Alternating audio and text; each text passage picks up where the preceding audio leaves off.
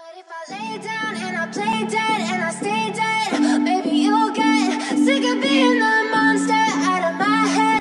পাশেই হচ্ছে যেটা দেখতে পাচ্ছ তোমরা, সেটা হচ্ছে ব্লু ফ্ল্যাগ বিচ। হ্যাঁ, পুরীর পরেও কিন্তু এই সোনাপুরেও রয়েছে blue flag beach. But if I lay down and I play dead and I stay dead, then will you get bored of killing me? দুটো বেনিফিট পাচ্ছ, সমুদ্র আর নদী দুটো একসঙ্গেই তোমরা স্নান করতে পারবে।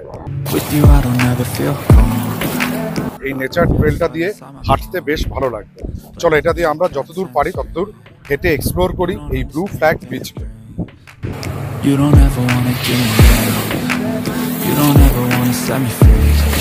বাঁশের তৈরি ইজি চেয়ার, এই জায়গাটাতে বসে কিন্তু তোমরা সমুদ্রের ঢেউয়ের অপরিসীম আনাগোনা দেখতে পারবে। I got issues in my head. I like you in my bed, but you keep me on red. Oh, everything is like a test. Siddha Bhairavi temple যাওয়ার পথে রাস্তার দুধারে কিন্তু প্রচুর এইরকম কেয়া ফুল গাছ পড়বে। Maybe you'll get sick of being the monster out of my head, under my bed, thinking something out of my nightmares, standing right there. It likes Goa অথবা মলদ্বীপস। বাহ, বেশ সুন্দর লাগছে। হ্যালো জনগণ, তো কেমন আছো তোমরা? আমি অর্পণ, সাথে ক্যামেরায় বরুণ। ট্রাভেলার্স ডায়েরির আরও একটা ভিডিও তোমাদেরকে স্বাগত জানাই। তোমরা জানো যে গতকাল আমরা এসেছি উড়িষ্যার সোনাপুরে বা সোনাপুরে। আজকে এই সোনাপুরে আমাদের দ্বিতীয় দিন। তো চলো পায়ে পায়ে একবার ঘুরে দেখি এই সোনাপুরকে। দেখো, সোনাপুরে আসলে তোমরা কি কি দেখবে সেটা একটা বড় প্রশ্ন থাকে। যেরকম দেখতে পাচ্ছ বঙ্গোপসাগর রয়েছে এখানে। বঙ্গোপসাগর তার অপরিসীম সৌন্দর্যের যেমন ডালি এখানে সাজিয়ে রেখেছে, ঠিক সেই রকমই আমার পিছনে দেখতে পাচ্ছ সোনাপুর বা সোনাপুর ব্লু ফ্ল্যাগ বিচ। এই বিচে দেখো কি কি ফেসিলিটি আছে, সে সমস্ত কিছু কিন্তু এখানে তুলে ধরা আছে। আর এই ব্লু ফ্ল্যাগ বিচটাই আমরা দেখতে যাব। প্রসঙ্গত তোমাদের বলে রাখি, এই ব্লু ফ্ল্যাগ বিচ কিন্তু উড়িষ্যাতে দুটো আছে, একটা হচ্ছে পুরী সি বিচ আর একটা হচ্ছে এই সোনাপুর বা সোনাপুর সি বিচ। এই ব্লু ফ্ল্যাগ বিচকে দেখতে গেলে সবার প্রথমে তোমাদের যেটা করতে হবে সেটা দেখো, এই যে সামনে বাঁশের যে ঘরটা রয়েছে এটা হচ্ছে টিকিট কাউন্টার। এখান থেকে টিকিট কাটতে হবে, ওখান থেকে টিকিট কেটে ঢুকতে হবে এই ব্লু ফ্ল্যাগ বিচের সমস্ত অ্যামিনিটিসগুলোকে অ্যাভেল করার জন্য। বাট এখানে একটা টুইস্ট আছে, আমরা যেহেতু সোনাপুর নেচার ক্যাম্পে আছি সেই জন্য আমাদেরকে এই টিকিটটা কাটতে হবে না। দ্যাট মিনস তোমরা যখন এখানে নাইট স্টে করবে এই বিচ ক্যাম্পে বা নেচার ক্যাম্প সোনাপুরে, তোমাদের কিন্তু সেই প্যাকেজের ভেতরে এই ব্লু ফ্ল্যাগ বিচের টিকিটটা ইনক্লুড থাকবে। তো চলো ঢুকে পড়ি ঝটপট ব্লু ফ্ল্যাগ বিচের ভেতরে।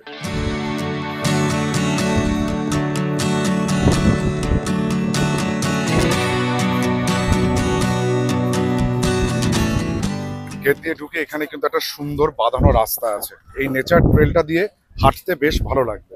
চলো এটা দিয়ে আমরা যতদূর পারি ততদূর হেঁটে এক্সপ্লোর করি এই ব্লু ফ্ল্যাগ বিচকে। এই ব্লু ফ্ল্যাগ, এই বিচটা কেন বলা হচ্ছে ব্লু ফ্ল্যাগ, যে ট্যাগ এটা কিন্তু দিচ্ছে ডেনমার্কের একটা সংস্থা, সেটা হচ্ছে FEE, that means foundation for environmental education. এই সংস্থা 2023 থেকে 2024 সালে সোনাপুরকে উড়িষ্যার সেকেন্ড ব্লু ফ্ল্যাগ বিচের তকমাটা দেয়। বিষয়টা হচ্ছে এখানে এমন একটা পর্যটন কেন্দ্র গড়ে তোলা হয়েছে যেখানে কিন্তু প্রকৃতির সঙ্গে কোনো ছেড়খানি করা হয়নি। দ্যাট মিনস প্রকৃতি যেমন আছে ঠিক তাকে সেরকম রেখেই পর্যটন শিল্পকে আরও এনহ্যান্স করা হয়েছে। দেখো, ব্লু ফ্ল্যাগ বিচের এরিয়াটা কিন্তু শুরু হচ্ছে এই যে গেটের পাশ বরাবর যে সাদা রঙের ব্যারিকেডটা করা আছে, এই ব্যারিকেডের এই পাশে মানে যেদিকটা আমরা দাঁড়িয়ে আছি সেখান থেকে ব্লু ফ্ল্যাগ বিচটা স্টার্ট হচ্ছে। আর ওপাশের যে বিচটা আছে, এবার দেখো একটা সাধারণ একটা প্রশ্ন আসবেই যে আমি কেন প্রকৃতির এই সমুদ্র এখানে টাকা দিয়ে স্নান করব। সবারই পক্ষে সেটা অ্যাফোর্ডেবল নাও হতে পারে, সেই জন্য তারা কিন্তু ওই ব্লু ফ্ল্যাগ বিচের এরিয়ার বাইরে যে অঞ্চলটা আছে সেখানে তারা স্নান করতে পারে। ওই দিকটাতেও যাবো, ঝাউবন আছে ওদিকেও প্রকৃতি কিন্তু একেবারে মানে কি বলা যেত, প্রকৃতি একবারে অক্ষত রয়েছে, সেই দিকটাও আমরা দেখবো।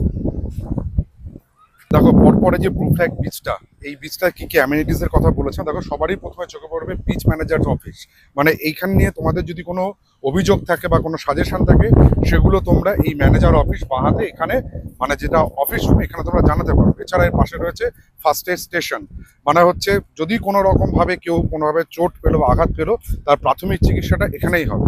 এছাড়া এখানে জল খাবার ব্যবস্থা আছে, চেঞ্জিং এর ব্যবস্থা আছে। দেখো যেরকম আরো সিস্টেমে জলের মেশিন রয়েছে, ওয়াটার ভেন্ডারিং মেশিন, এখান থেকে তোমরা ড্রিঙ্কিং ওয়াটারটা নিতে পারো।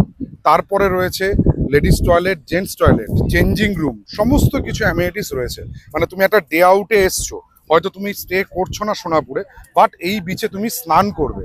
স্নান করার জন্য কি হবে, একটা চেঞ্জিং রুমের দরকার আছে। সেই চেঞ্জিং রুম রয়েছে, ladies toilet, gents toilet, everything. আবার বেশ কিছু জায়গায় ওয়াচ টাওয়ারও করা আছে।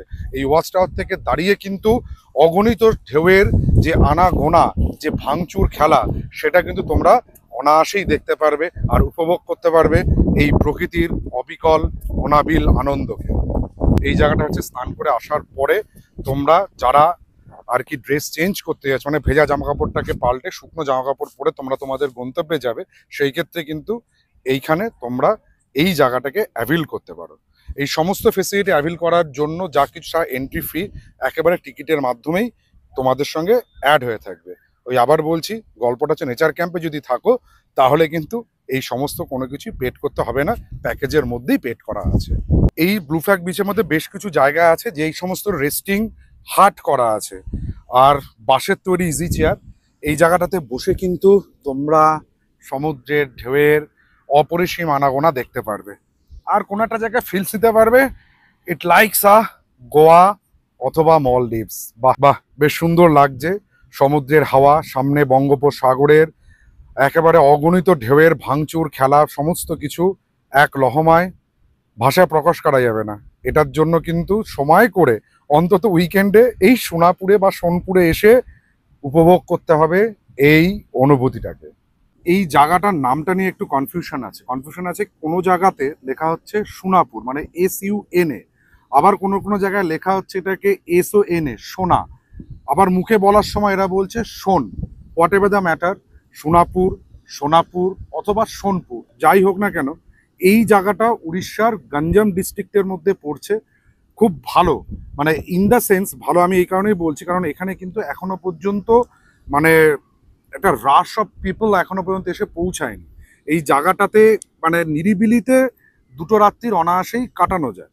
এবার প্রশ্ন হচ্ছে এখানে তোমরা আসবে কিভাবে বা কি করে এসে পৌঁছাবে এই সোনাপুরে। সেটার জন্য দেখো, আমরা যারা পশ্চিমবঙ্গের কলকাতা দিকে হোক বা আদার্স আমাদের মতন রানাঘাট হোক বা যে কোনো জায়গার লোকেরা হয় না কেন, সেক্ষেত্রে আমরা আসতে পারি তিনটে উপায়। একটা হচ্ছে রেলপথ, একটা সড়ক পথ, আর একটা হচ্ছে বিমান পথ। প্রথমে আসি রেলপথের কথায়। রেলপথে যদি আসি তাহলে সেক্ষেত্রে শালিমার বা হাওড়া থেকে ব্রহ্মপুরগামী বা বেহারামপুরগামী যে কোনো ট্রেনে উঠে নামতে হবে হচ্ছে ব্রহ্মপুরে। সেখান থেকে গাড়ি ভাড়া করে চলে আসতে হবে হচ্ছে এই সোনাপুর বা সোনপুরে। সেক্ষেত্রে কোন কোন ট্রেন ব্রহ্মপুরে আসছে বা কোনটা বেশি অ্যাপ্রোপ্রিয়েট হবে সেই সমস্ত লিস্ট আমি তোমাদের জন্য এখানে দিয়ে দেবো, মানে ভিডিওতে দিয়ে দেবো। এবার আসি সেকেন্ড অপশনের কথায়। সেকেন্ড অপশনটা হচ্ছে আকাশপথ বা হচ্ছে বাই এয়ার আসলে তোমরা ভুবনেশ্বর এয়ারপোর্টে নামতে পারো, ভুবনেশ্বর এয়ারপোর্টে নেবে, সেখান থেকে বাই রোডে চলে আসা হচ্ছে এই সোনাপুরে। আর যদি তোমরা ভাবো নিজস্ব গাড়ি ড্রাইভ করে আসবে, বন্ধু বান্ধব নিয়ে আসবে, একটু চিল আউট করবে, তাহলে সেক্ষেত্রে তো কোনো অসুবিধাই নেই। ডিরেক্ট গুগলে ম্যাপ লাগাও, সোনাপুর সি বিচ বা সোনাপুর সি বিচ ম্যাপ লাগিয়ে যেরম গুগল বাবা দেখাবে সেরমভাবে চলে এসো, যেভাবে আমরা এসেছি। তাছাড়া রাস্তার যে ভিডিও, বাই রোড তোমরা কিভাবে আসবে তার সেই রোড গাইডের ভিডিও তো আমাদের চ্যানেলে তোমাদের জন্য দিয়েই দিচ্ছে। সেটার জন্য কি করবে, ট্রাভেলার্স ডায়েরিকে সাবস্ক্রাইব করতে হবে, পাশে থাকা নোটিফিকেশন বেল আইকনটিকে প্রেস করতে হবে সবার আগে নোটিফিকেশন পাওয়ার জন্য। একেবারে কিন্তু ব্লু ফ্ল্যাগ বিচের শেষ প্রান্তে এ দেখো ডান দিকে বাউন্ডারি রয়েছে, এটা হচ্ছে এন্ডিং বাউন্ডারি। আর বাঁ হাত বরাবর ওই যে যতদূর লোক দেখা যাচ্ছে, যে ফ্ল্যাগগুলো দেখা যাচ্ছে লাল হলুদ, ওর পরেও কিন্তু কিছুটা দূরে আর কি এই আমার ডান হাতে যেরকম বাউন্ডারি আছে সেরকম বাউন্ডারি রয়েছে। সেই বাউন্ডারি থেকে মানে ওই বাউন্ডারি টু এই বাউন্ডারি, এই যে দূরত্বটা, এটাই হচ্ছে সোনাপুরের ব্লু ফ্ল্যাগ বিচ। হ্যাঁ, সবকিছু দেখালাম, সবকিছু বললাম। চলে আসলে সোনাপুরে, এবার থাকবো কোথায় দাদা, এটা বড় প্রশ্ন। থাকার জন্য দুটো অপশন আছে। প্রথমে আসি যেটা হচ্ছে সারা বছর খোলা থাকে, যেটাতে আমরা স্টে করেছি, সেটা হচ্ছে উড়িষ্যা গভর্নমেন্টের ফরেস্ট ডিপার্টমেন্টের বা উড়িষ্যা ইকো ট্যুরিজমের নেচার ক্যাম্প বা সোনাপুর নেচার ক্যাম্প। এই সোনাপুর নেচার ক্যাম্পের বুকিং তোমরা থ্রু আউট ইয়ার করতে পারবে। আর একটা অপশন থাকে, সেই অপশনটা হচ্ছে 3 মাসের জন্য, ডিসেম্বর, জানুয়ারি আর ফেব্রুয়ারি। সেটা হচ্ছে ওটিডিসি কন্ট্রোল করে, যেটাকে বলা হয় সোনাপুর ইকো রিট্রিট। সেটার অস্তিত্ব হচ্ছে ঠিক আমার পিছনে। এই যে জায়গাটা দেখছো, এই জায়গাটা এখন হচ্ছে একটা বাঞ্জার ভূমি হয়ে রয়েছে। অক্টোবর বা নভেম্বর মাসে এখানে দাঁড়িয়ে যায় হচ্ছে সুদৃশ্য বেশ কিছু লাক্সারিয়াস টেন্ট, সেগুলো বুক করা যায় ওটিডিসি সাইট থেকে। বুক করলে তোমরা একটা নেচার রিট্রিট যেটা তৈরি করে দেয়, সেই রিট্রিটে তোমরা রাত কাটাতে পারবে আসলে সোনাপুরে। ইকো রিট্রিটের প্যাকেজে কিন্তু বেশ কিছু ওয়াটার অ্যাক্টিভিটিস অ্যাড থাকে। সেখানে তোমরা বিভিন্ন রকমের ওয়াটার অ্যাক্টিভিটিসের মধ্যে সেটা হচ্ছে ওয়াটার স্কি হতে পারে, প্যারাসেলিং হতে পারে বা বোট রাইডিং হতে পারে। এই সমস্ত কিছু তোমরা অ্যাভিল করতে পারো। প্যাকেজে যে কোনো একটা থাকবে, আর সবগুলো যদি করতে চাও তাহলে সেগুলো কিন্তু আলাদাভাবে তোমাদেরকে পেড করতে হবে। এছাড়া আরও পাওনা হচ্ছে, সে সময় ইকো রিট্রিটের ভেতরে একটা ডায়াস তৈরি হয়। সেখানে উড়িষ্যার লোকাল বেশ কিছু যে কালচারাল প্রোগ্রাম যেটা থাকে বা ওডিসি নৃত্য, সেগুলো প্রতিদিন সন্ধ্যাবেলায় পারফর্ম করা হয়। সেই রিট্রিটে আসারও ইচ্ছা আছে কোনো না কোনো সময়, হয়তো সোনাপুর নয়, অন্য কোনো রিট্রিটে অবভিয়াসলি যাব এবং সেই রিট্রিটকেও এক্সপ্লোর করব তোমাদের জন্য। আর এই রিট্রিটে যে জায়গাটা আছে, এই জায়গাটার পরে হচ্ছে বাহুতা নদীর মোহনা। ওই মোহনাতেও আজকে বিকেলের দিকে যাব, আমরা দেখব মোহনাটা কেমন লাগে। আপাতত এই হচ্ছে সোনাপুরের ব্লু ফ্ল্যাগ বিচের গল্প। আমরা এবার ঘুরুঘুরু করতে বেরিয়ে যাব ভৈরবী মাতার মন্দির, তারপরে আরও আর একটা অফবিট সি বিচ, সেটা হচ্ছে মার্কান্ডি সি বিচ। তাহলে চলো বেশি সময় আর নষ্ট করব না, বেরিয়ে পড়ি আমাদের নেক্সট ডেস্টিনেশনগুলোর উদ্দেশ্যে।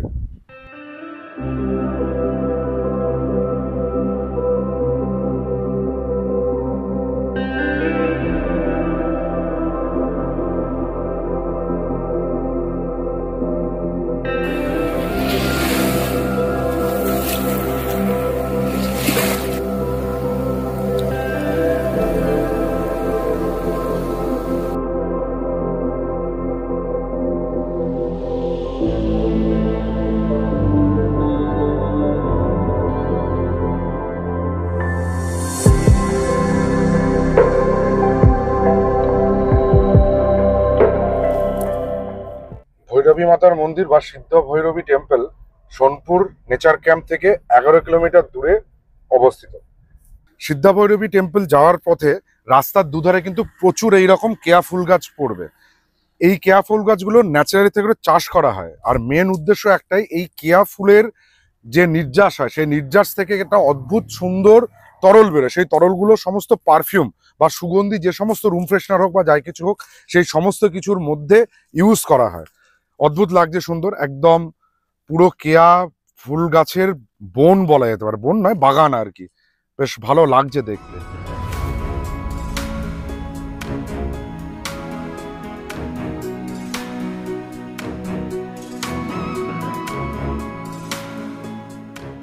এই রাস্তা দুধারে কেয়া গাছগুলো দেখে এত ভালো লাগলো, সেজন্য একটু দাঁড়ালাম। দাঁড়িয়ে এইবার আবার বেরিয়ে যাচ্ছি সিদ্ধ ভৈরবী মন্দিরের দিকে। যে বললাম যে কেয়া ফুল থেকে যে নির্যাস থেকে পারফিউম তৈরি হয়, এগুলো হচ্ছে কিন্তু তার কারখানা, ফ্যাক্টরি। দেখো বড় বড় যে ড্রামগুলো আছে, এইগুলোতে প্রথমে কেয়া ফুলটাকে বাছাই করে তারপর সেগুলোকে গরম জলে রেখে ফার্মেন্টেড করে মানে বানানো হয় হচ্ছে কেয়া ফুলের পারফিউম। গ্রামের ভেতর দিয়ে এই রাস্তাটা কিন্তু বেশ উপভোগ্য রাস্তা।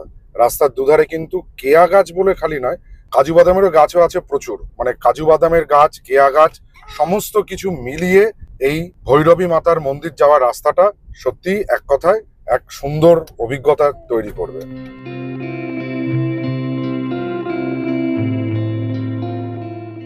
20 মিনিট ড্রাইভ করে আমরা এসে পৌঁছে গেছি সিদ্ধ ভৈরবী মাতার মন্দিরে বা ভৈরবী মাতার মন্দিরে। পিছনে বোর্ড দেখতে পাচ্ছ, আর এই যেটা হচ্ছে মেন এন্ট্রান্স, তার সামনে এই জায়গাটায় পার্কিং, এখানে গাড়ি পার্ক করলাম। আর দেখো এই যে আইসক্রিমের যে স্টলটা আছে, তার পিছনে হচ্ছে পুলিশ বিট অফিস আছে। সেখান থেকে জনপ্রতি 2 টাকা করে টিকিট কেটে ঢুকতে হবে মন্দিরের ভেতরে। আর যারা পুজো দিতে চাইছো, দেখো এখানে কিন্তু পূজা সামগ্রীর বেশ কিছু স্টল আছে। এখান থেকে তোমরা পুজো দিতে চাইলে পুজো সামগ্রী কিনে মন্দিরে পুজো দিতে পারো। এটা হচ্ছে ভৈরবী মাতার মন্দিরের টিকিট কাউন্টার। এখান থেকে জনপ্রতি 2 টাকা করে, আমরা 4 জন, গুগলের টিকিট লাগবে না, 4 জনের জন্য 8 টাকা দিয়ে একটা টিকিট কাটতে হয়েছে। টিকিট কেটে যেতে হবে হচ্ছে মন্দিরের ভেতরে। এই আমরা চলে এসেছি ভৈরবী মাতার মন্দিরের ভেতরে। এটা হচ্ছে মূল মন্দির ডান দিকে। আর এখানে যেটা রয়েছে সেটা হচ্ছে 108টা দেবদেবী, মানে আমাদের যে পুরাণ মতে 108 জন দেবদেবী আছে, সেই 108 জন দেবদেবীর বিভিন্ন মূর্তি এখানে রয়েছে। প্রতিটা জায়গায় কিন্তু এই ঘরের ভেতরে কোন ঠাকুর, যেন হচ্ছে শুক্রদেব, তারপর হচ্ছে শনিদেব, এরকমভাবে রাহুদেব, পরপর সমস্ত 108 দেবদেবীর মূর্তি এই মন্দিরের ভেতরে করা হয়েছে। তাদের বাহনগুলো সামনে রয়েছে, সবকিছু দেখে নাও। আর প্রত্যেকটা কক্ষের উপরে লেখা আছে সেই সমস্ত দেবদেবীর নাম। আর এখানে দেখো নন্দী মহারাজের পরপর আছে, মানে এখানে যত শিব বিগ্রহ আছে সমস্ত মহাদেবের বিগ্রহের সামনে নন্দী মহাদেব কিন্তু বসানো রয়েছে। সামনে তোমরা যে মন্দিরটা দেখতে পাচ্ছ এটা হচ্ছে মূল মন্দিরটা, জগন্নাথ দেবের মন্দির। এই মন্দিরকে কেন্দ্র করেই কিন্তু ইউ শেপের দুই দিকে এই 108 জন পুরাণ বা হিন্দু পৌরাণিক দেবদেবীর মূর্তিগুলোকে তৈরি করা হয়েছে।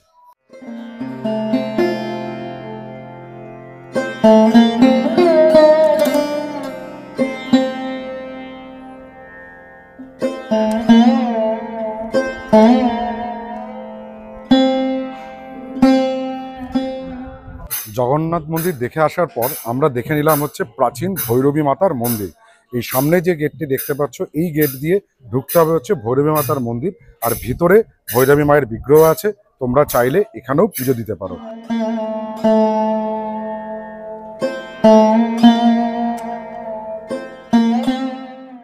ভৈরবী মাতার মন্দিরে যে টাইমিং হচ্ছে সেটা হচ্ছে প্রতিদিন সকাল 5টা থেকে দুপুর 12টা পর্যন্ত খোলা থাকে। আর তারপরে আবার খোলা হচ্ছে দুপুর 1টা থেকে রাত্রির 8টা পর্যন্ত। মধ্যখানের 1 ঘন্টা ভগবানের বিশ্রাম এবং অন্নভোগ দেওয়ার জন্য বন্ধ থাকে। ভৈরবী মন্দির দেখার পর আমরা এবার বেরিয়ে চললাম আমাদের পরবর্তী গন্তব্য মার্কান্ডি সি বিচের উদ্দেশ্যে। হ্যাঁ, মার্কান্ডি সি বিচ এটাও কিন্তু এই অঞ্চলের আর একটা মানে স্বল্প পরিচিত, মানে একেবারে অপরিচিত বলা যেতে পারে সেই রকম একটা সি বিচের উদ্দেশ্যেই আমরা এখন বেরিয়ে চলেছি। ভৈরবী মন্দিরের থেকে মার্কান্ডি সি বিচের দূরত্ব হচ্ছে 11 কিলোমিটার। রাস্তাটা খুব ভালো, স্টার্টিং এ ছিল মোরাম বিছানো রাস্তা, তারপরে পিচের রাস্তা পড়লো, কিন্তু তা সত্ত্বেও এখনো দুপাশে সেই কেয়ার বন কিন্তু আমাদের ছাড়েনি। কেয়া ফুলের জঙ্গলের মধ্যে দিয়ে, মানে বনের মধ্যে দিয়ে আমরা এগিয়ে চলেছি মার্কান্ডির উদ্দেশ্যে।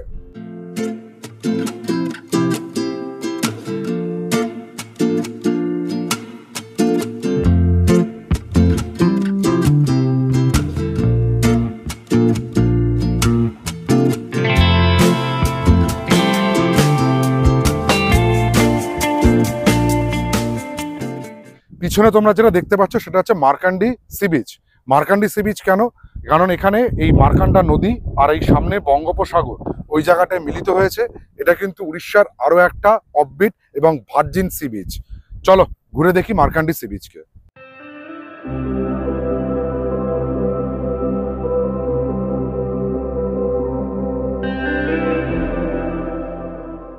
এত কাছ থেকে দেখো কি সুন্দর মোহনা, সামনে সমুদ্র, মার্কান্ডা নদী আসছে, সমুদ্রে মিশছে, সেই সমুদ্রের ঢেউ কিন্তু এসে মার্কান্ডা নদীর মিষ্টি জলকে ঈষৎ লবণাক্ত করে তুলছে। এখানে বঙ্গোপসাগরে স্নান করার পর মার্কান্ডা নদীর মিঠা জলে স্নান করে নিতে পারো। আবার দুটো বেনিফিট পাচ্ছ, সমুদ্র আর নদী দুটো একসঙ্গেই তোমরা স্নান করতে পারবে। সুন্দর, খুব সুন্দর।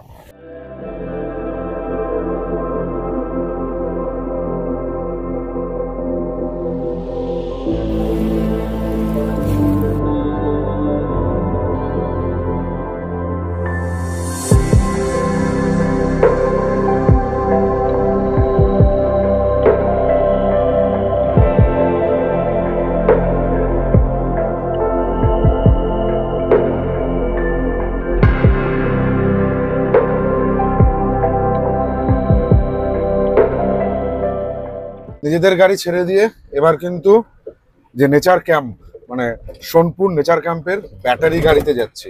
আর গাড়ি আমাদেরকে নিয়ে যাচ্ছে এইখানের রিসর্টের যে দায়িত্বপ্রাপ্ত ম্যানেজার আছেন চিকু ভাই, সে কিন্তু নিজে ড্রাইভ করে নিয়ে যাচ্ছে আমাদেরকে মোহনা পর্যন্ত। এই যে গোগল রয়েছে, পিছনে দিদি রয়েছে, প্রতাপদা রয়েছে, আর তার পিছনে আমাদের রিসর্টে আর এক দিদি আছে যিনি রান্না করেছিল, বেশ ভালোই রান্না করেছিল দুপুরবেলা। আর ড্রাইভার কিন্তু আমাদের ম্যানেজার দাদা চিকু ভাই।